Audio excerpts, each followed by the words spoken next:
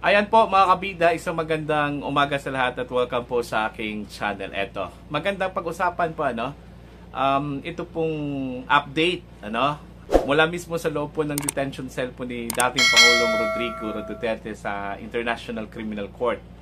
Bago lang po, nagkausap po itong si VP Sara po mga kabida at yung kanyang ama mismo sa loob ng detention cell. At yung kanila pong pinag-usapan ay patungkol po sa eleksyon dito sa Pilipinas. Nangumusta po yung dating Pangulo doon sa campaign po ng mga senatorial line-up po niya sa PDP Laban. At maging yung sitwasyon po sa Davao City.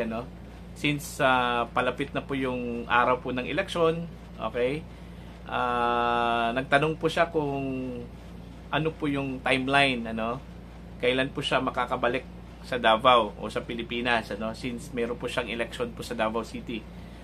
Actually, he is running for mayor sa Davao City po mga kabida. Meron lang pangamba yung dating Pangulo, baka daw merong dagdag bawas na mangyari po mga kabida, since wala po siya sa Pilipinas, yun yung nirelay po ni Vice President Sara Duterte sa mga tao po sa labas ng ICC. At dami kasing nag-abang doon mga kabida mula sa iba't ibang bahagi po ng Europe, may mga taga Norway, of course Netherlands, yun nag-abang doon ho sa labas mismo ng ICC para lang po makausap po si Vice President Sara Duterte, makadaw pampalad po si Vice President Sara Duterte mga kabida. So yan po, pakinggan natin itong short clip lang po. Pahayag po ni Vice President Sara Duterte at gusto ko lang i-credit po ito sa rightful owner, itong video na ito. Narito, pakinggan po natin mga kabida. BP!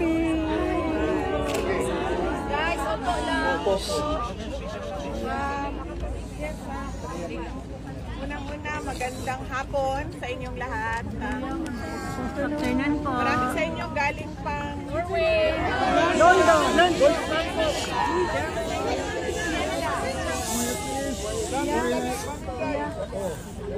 Sa iba't ibang bansa, maraming salamat kasi nagbiyahe pa kayo, nag-absent pa kayo.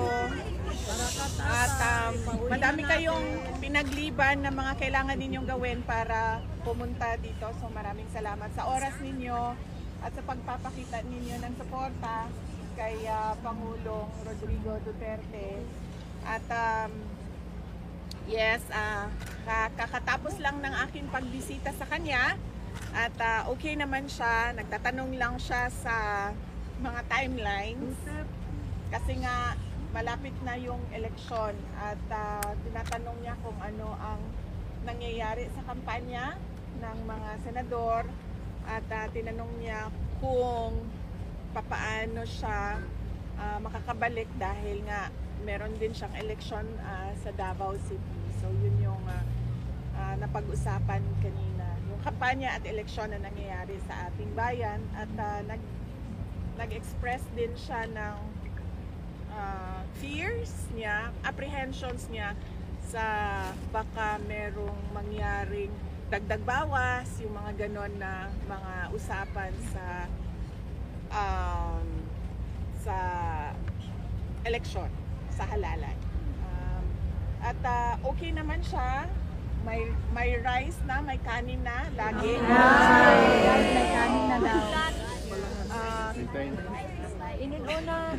At yung mga taga Netherlands kahapon nagsabi sila iba daw ang pagkaluto ng ng kanin dito. Tinanong ko siya kung tama ba yung pagkaluto ng kanin. Tama naman daw.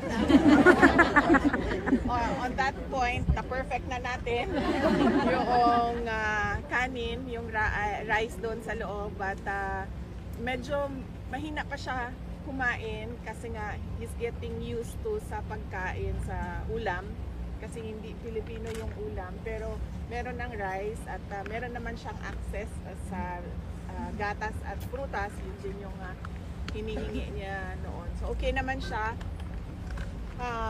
Ang kanyang mga sakit si Pangulong Duterte, natural lang 'yon dahil mag 80 years old na siya. So merong doktor na nagmo-monitor sa kanya at meron din silang nurses na nagmo-monitor din sa kanya.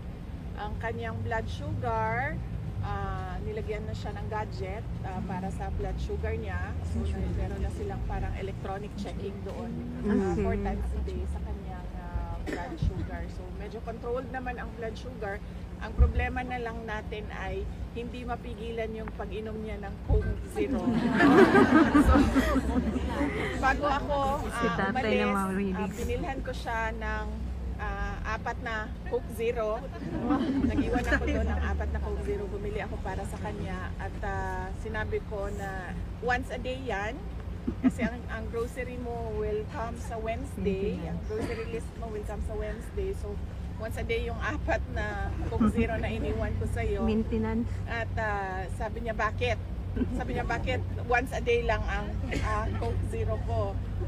So, sabi niya, 3 beses daw kumakain araw-araw. Ayan po.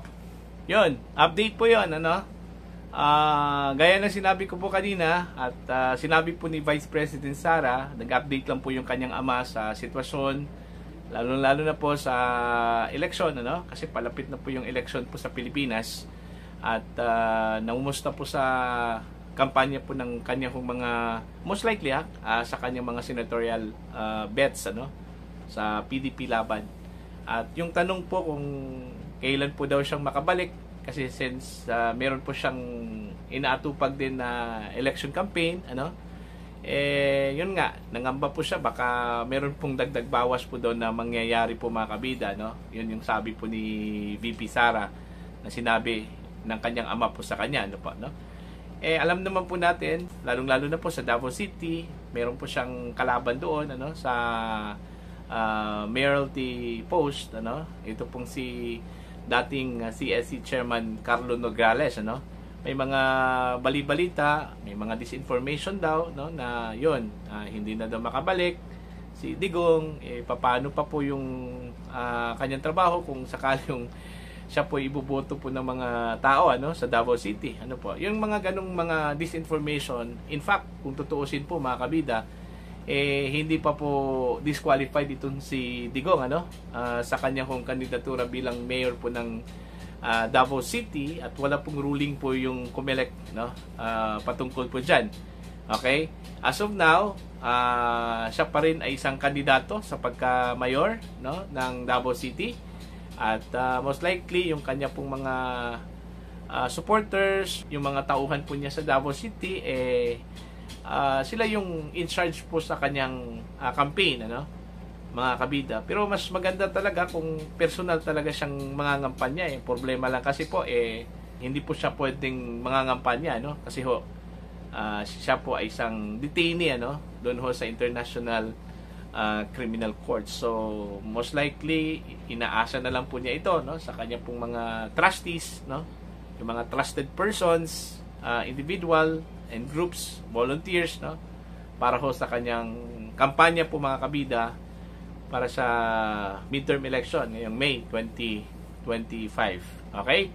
So, yun lang po, latest, wala problema sa pagkain, wala problema sa kanyang health, unti-unti siyang nagre-recover, When it comes dun sa food po niya, napagbigyan na po yung dating Pangulo, meron na pong rice, unlike yung previous days na naghanap talaga siya ng kanin, pero walang kanin. So ngayon meron na pong rice at saka unti-unti na pong nagre-recover po itong si dating Pangulong Duterte, yung adjustment po niya sa mga pagkain, sa environment, sa Netherlands, mga kabida. So abangan na lang po natin sa susunod pong mga araw. Kasi based doon sa post ni Attorney Mark Tolentino, meron na pong order ito pong International Criminal Court First Chamber, mga kabida, sa prosecution at saka sa defense, nagsimula nang mag-submit po ng kanila pong mga ebidensya, based doon sa post ni Attorney Mark Tolentino, mga kabida. So antayin na lang po natin yan. Kasi sa part po ng depensa, sabi po ni Attorney Kaufman, pipilitin po nilang mapawalang sala po itong si dating Pangulong Duterte at ma-acquit po itong mga kabida, no, sa kanya kong kasong kinakaharap po ngayon, itong crimes against humanity, ano. Kasi unang-una po i-invoke po nila yung siya po ay illegally detained diyan ho sa International Criminal Court, no, dahil ho sa mga procedures, no, na hindi ho nasunod. Most likely yung procedure po sa pagkakaresto po sa kanya, no, sa Pilipinas, isa yun sa pwede ho nilang gawing argumento po mga kabida, yun po sa kanilang goal na ma-dismiss po itong kaso because of technicalities, ano po, na?